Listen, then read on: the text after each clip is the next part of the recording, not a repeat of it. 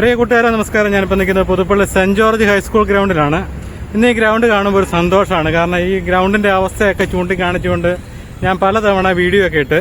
അപ്പോൾ നമ്മുടെ പുതുപ്പള്ളി ഫെസ്റ്റ് നടക്കുകയാണ്. അപ്പം ഫെബ്രുവരി മാസം 28, മാർച്ച് 1, 2, 3 തീയതികളിലാണ് നടക്കുന്നത്.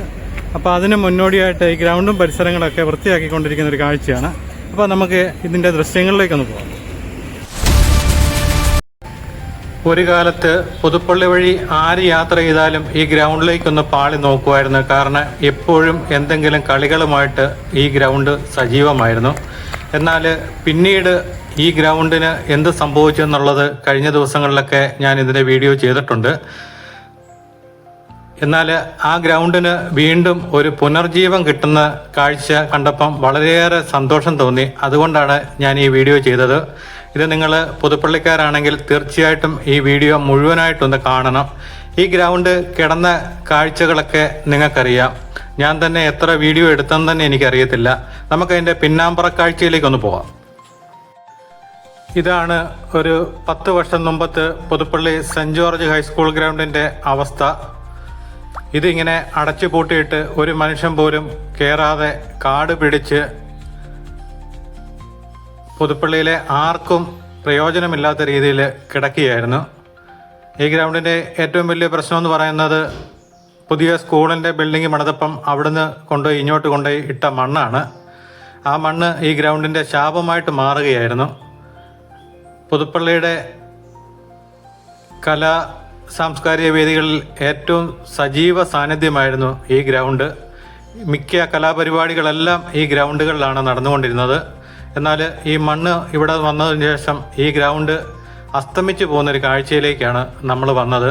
ഇവിടെ എല്ലാ പരിസരങ്ങളും മുഴുവൻ കാട് പിടിച്ച് ഈ ഭാഗത്തേക്കൊന്നും ഒരു മനുഷ്യന് പോലും കയറാൻ പോലും പറ്റാത്ത അവസ്ഥയിൽ കണ്ട്. ഇതിൻ്റെ പുറകുവശത്ത് ഇത് ഏറെക്കുറെ 1 കോടി രൂപ മുടക്കി പണിത സ്റ്റേഡിയമാണ്. ഇതിൻ്റെ പുറകുവശത്തെ ടോയ്ലറ്റ് ബ്ലോക്കുകളെ എല്ലാം കാട് പിടിച്ച് നാശത്തിൻ്റെ വക്കിൽ എത്തി നിൽക്കുമ്പോഴത്തേനാണ് പുതുപ്പള്ളിയിലെ പുതിയ പഞ്ചായത്ത് ഭരണസമിതി വന്നതിന് ശേഷമാണ് ഈ ഗ്രൗണ്ടിന് ഒരു ഉണർവായത്. തീർച്ചയായിട്ടും പഞ്ചായത്ത് ഭരണസമിതിയെ അഭിനന്ദിക്കാതിരിക്കാൻ പറ്റത്തില്ല. ഇനി നമുക്ക് ഇന്നലത്തെ കാഴ്ചയിലേക്കൊന്ന് പോവാം.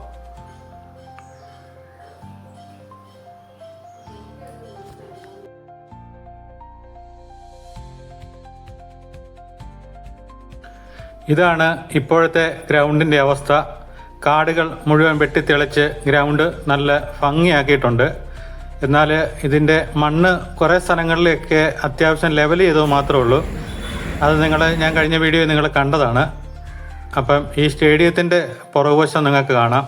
സ്റ്റേഡിയം എങ്ങനെ കിടന്നതായിരുന്നെന്നും അവിടുത്തെ കാടുകളും മുഴുവൻ നീക്കി ഉണ്ടോ, ഈ പരിസരങ്ങളും മുഴുവൻ വൃത്തിയാക്കി എത്ര 1 കോടി രൂപ എടുത്ത് മുടക്കി പണിതാണ് ഈ സ്റ്റേഡിയം. നിങ്ങൾ ഓർക്കണം, അതാണ് വർഷങ്ങളായിട്ട് 10 വർഷമായിട്ട് കിടന്ന് നശിച്ച് എല്ലാം ഇനിയും ഇതിൻ്റെ ഒന്നേന്ന് തുടങ്ങേണ്ട ഒരു അവസ്ഥയാണ് വരുന്നത്. ഈ ഗ്രൗണ്ടിൻ്റെ ഈ ഭാഗം എന്ന് പറയുന്നത് പുതുപ്പള്ളിയിലെ സാമൂഹ്യ വിരുദ്ധരുടെ ഒരു താവളമായിരുന്നു. അതൊക്കെ നിങ്ങൾക്ക് ഈ വീഡിയോ കാണുമ്പോഴത്തേനും മനസ്സിലാവും. ഇത് കണ്ട ടോയ്ലറ്റ് ബ്ലോക്കുകളൊക്കെയാണ്. എന്ത് പൈസ മുടക്കി. നിങ്ങൾക്കറിയാം, ഇപ്പം നമ്മുടെ ഒരു വീടിൻ്റെയൊക്കെ ആണെങ്കിലും ഒരു ബാത്റൂം നല്ല രീതിയിൽ ചെയ്യണമെന്നുണ്ടെങ്കിൽ എത്ര ലക്ഷം രൂപയാവും നോക്കി. ആ സ്ഥാനത്താണ് നമ്മുടെയൊക്കെ നികുതി പണം കൊണ്ടുണ്ടാക്കിയ സാധനം ഇങ്ങനെ കിടന്ന് നശിക്കുന്നത്. എന്നാൽ ഇതിനെല്ലാം മാറ്റം വന്നിരിക്കുകയാണ്. അതൊക്കെ കാണുമ്പം സന്തോഷം വരും. പക്ഷേ കുറേ ആൾക്കാർ നമ്മളെ തെറി പറയാൻ കാണും. ഏത് കാര്യം ചെയ്താലും തെറി പറയാനും ഒക്കെ ഉണ്ടല്ലോ. 100 നല്ല കാര്യം ചെയ്താൽ നമ്മുടെ ഭാഗത്തുനിന്ന് ഒരു തെറ്റ് മതിയല്ലോ ആൾക്കാർക്ക് തെറി പറയാൻ വേണ്ടി. അതുപോലെ ഇവിടെ കുറേ ഇതിനൊന്നും ഷട്ടറുകളോ ഗ്രില്ലുകളോ ഒന്നുമില്ല. അതുകൊണ്ട് വൈകിട്ടൊക്കെ രാത്രിയിലൊക്കെ ഇവിടെ ആൾക്കാരുണ്ടായിരുന്നു. ഇതിൻ്റെ അകത്തൊക്കെ കിടപ്പുകാർ വരെ ഉണ്ട്. ബെഡ് വരെ ഇതിൻ്റെ അകത്ത് ഇട്ടിട്ടുണ്ട്. നിങ്ങൾക്ക് കാണാം ഈ അവസ്ഥയെ കിടക്കുകയായിരുന്നു. ഉണ്ടോ, ഇവിടെയൊക്കെ ധാരാളം ബെഡുകളൊക്കെ ഇതിൻ്റെ അകത്ത് തന്നെ കിടക്കുന്നുണ്ട്. കണ്ടോ, ഇതെന്ന് പറയുന്നത് പുതുപ്പള്ളിയിൽ ആരും ഈ സംഭവം അറിയത്തില്ല. കാരണം ഇതൊരു മറവാണ്. ഈ സ്റ്റേഡിയം വന്നതുകൂടിയാണ് ശരിക്കും ഇതിൻ്റെ ഈ പുറകുവശത്തേക്ക് ആരും തിരിഞ്ഞു നോക്കാതെ വന്ന അവസ്ഥ. ഒരു കുട്ടികൾക്ക് പോലും ഇവിടെ ഒരു പരിപാടികൾക്ക് പങ്കെടുക്കാൻ പോലും പറ്റാത്തൊരു അവസ്ഥയായിരുന്നു. കാരണം അത്രയ്ക്കും പരിതാപകരമായിരുന്നു ഇതിൻ്റെ അവസ്ഥ. ഈ പരിസരത്തോട്ടൊന്നും മുമ്പത്തെ വീഡിയോ നിങ്ങൾ കാണുമെങ്കിൽ അറിയാം ഇങ്ങോട്ട് എങ്ങനെ വരുമെന്നുള്ളത്. ഉണ്ടോ, ഇവിടെയൊക്കെ ഇതിനൊന്നും ഗ്രില്ലുകളോ ഷട്ടറുകളോ ഒന്നുമില്ല. അതുകൊണ്ട് ആർക്കും യഥേഷ്ടം ഇപ്പം ഇവിടെ പണിക്ക് വേണ്ടി അവർ തുറന്നതാണ്. ഉണ്ടോ, ടോയ്ലറ്റ് ബ്ലോക്കുകൾ നിങ്ങൾ കണ്ടോ. ഇതൊക്കെ എന്തുമാത്രം പൈസ മുടക്കി. പുതുപ്പള്ളിക്ക് അവലയിൽ ഇപ്പം അത്യാവശ്യം വന്ന ഒന്ന് മൂത്രം ഒഴിക്കാൻ സൗകര്യം ഇല്ലാത്തടത്താണ് ഇതുപോലെ ഒരു സാധനം പണിതിട്ടിട്ട് ആർക്കും പ്രയോജനമില്ലാത്ത അവസ്ഥയിലേക്ക് പോയത്. അപ്പം കഴിഞ്ഞ ദിവസമൊക്കെ ഒരുപാട് ആൾക്കാർ ഇതിനു വേണ്ടി കഷ്ടപ്പെട്ടിട്ടുണ്ട്. ഞാൻ എടുത്തു പറയാൻ ഒത്തിരി പേരുണ്ട്, പക്ഷേ എനിക്ക് പെട്ടെന്ന് എപ്പോഴും ഞാൻ ഗ്രൗണ്ടിൽ കാണും നമ്മുടെ എള്ളുകാലുള്ള ഗോപാലകൃഷ്ണ സാറ്, അതുപോലെ സ്പോർട്സിൻ്റെയൊക്കെ പിള്ളേരെ പഠിപ്പിക്കുകയൊക്കെ പൗലോസ് സാറുണ്ട്, അതുപോലെ നമ്മുടെ ഋഷിരാജ് സാറിനെയൊക്കെ ഒന്നും ഒരിക്കലും മറക്കാൻ പറ്റത്തില്ല. അവരൊക്കെയാണ് ഈ ഗ്രൗണ്ടിന് വേണ്ടിയൊക്കെ കൂടുതൽ ശ്രമിച്ചത്. അതുപോലെ ഇനിയിപ്പം 5 ലക്ഷം രൂപ മുടക്കി ജില്ലാ പഞ്ചായത്തിൻ്റെ നവീകരണം കൂടെ വരുമ്പോഴത്തേന് ഈ ഗ്രൗണ്ട് മാറുകയാണ്.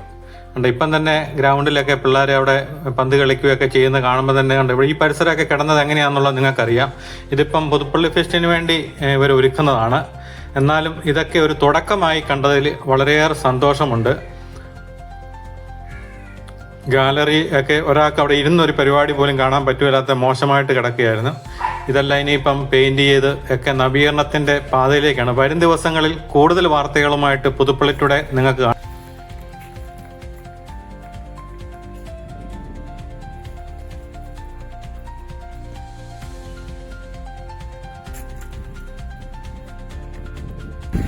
അപ്പച്ചനെ ചാടുന്ന നേരം പോലെ അടങ്ങിയിരുത്തത്തില്ലല്ലേ? പന്ത് കളിക്കാൻ പോയതാണോ? അവര് പന്തൊക്കെ തട്ടുമ്പോ ദേഹത്ത് കൊള്ളത്തില്ലേ? ഇതന്നെ ചുമക്കുന്നേ? എന്നാ പറ്റി, പനിയാണോ? പുതുപ്പള്ളി ഗ്രാമപഞ്ചായത്ത് പ്രസിഡന്റ് സാബു പുതുപ്പറമ്പന്റെ മേൽനോട്ടത്തിൽ തന്നെയാണ് ഇവിടുത്തെ കാര്യങ്ങൾ മുഴുവൻ നടന്നുകൊണ്ടിരിക്കുന്നത്. അദ്ദേഹം എപ്പോഴും ഞാൻ ഗ്രൗണ്ടിൽ വരുമ്പോഴെല്ലാം അദ്ദേഹം എപ്പോഴും ഉണ്ട്. അതോടൊപ്പം തന്നെ ഈ വാർഡിലെ മെമ്പർ അന്നമ്മ എബ്രഹാം എടുത്തു പറയേണ്ട ഒരു കാര്യമാണ്, എല്ലാ കാര്യത്തിനും വിളിച്ച വിളിപ്പുറത്താണ് മെമ്പർ. അതുപോലെ തന്നെ ഈ വാർഡിലെ മുൻ മെമ്പറായ ജോബി എല്ലാ കാര്യത്തിനും സജീവമാണ്. ജോബി ഇപ്പോൾ ഇതിൻ്റെ കൂട്ടത്തിൽ പ്രവർത്തനത്തിലെല്ലാം ഉണ്ട്. അതോടൊപ്പം തന്നെ ഈ ഗ്രൗണ്ടിൻ്റെ എല്ലാ കാര്യത്തിനും സജീവമായിട്ട് കുറച്ച് ദിവസങ്ങളായിട്ട് നിന്നുകൊണ്ടിരിക്കുന്നതാണ് എള്ളുകാലയിലുള്ള ഗോപാലകൃഷ്ണൻ സാറ്, അതുപോലെ സ്പോർട്സിൻ്റെ അധ്യാപകനായ പൗലോസ് സാറ്, അതുപോലെ എടുത്തു പറയേണ്ടൊക്കെ വ്യക്തിത്വമാണ് നമ്മുടെ ഋഷിരാജ് സാറിൻ്റെ. അദ്ദേഹം എല്ലാം ഈ ഗ്രൗണ്ടിൻ്റെ കാര്യത്തിന് വേണ്ടിയൊക്കെ ഒരുപാട് നടന്ന ആൾക്കാരാണ്. അപ്പം അങ്ങനെ ഇനി ഒരുപാട് ആൾക്കാരുണ്ട്. അതൊക്കെ നമുക്ക് വരും വീഡിയോകളിലൊക്കെ അവരെ പരിചയപ്പെടുകയൊക്കെ ചെയ്യാം.